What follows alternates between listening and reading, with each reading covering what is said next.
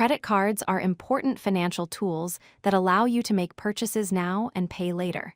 There are two main types of credit cards you should know about: secured and unsecured.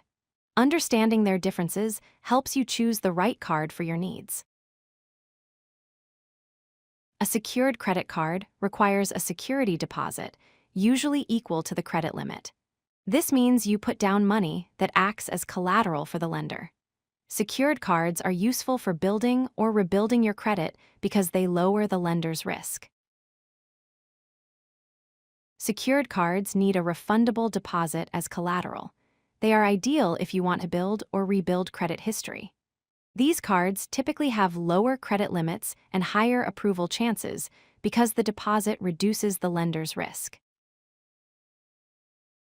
An unsecured credit card does not require any deposit. Approval is based on your credit history, income, and financial profile. Since there is no deposit, lenders take on more risk when issuing unsecured cards. Unsecured cards do not require a security deposit.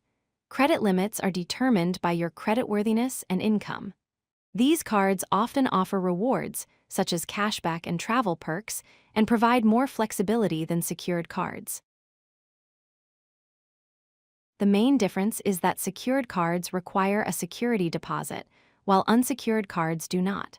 Secured cards are best for building credit, while unsecured cards reward those with established credit histories. Interest rates and benefits can also differ between the two.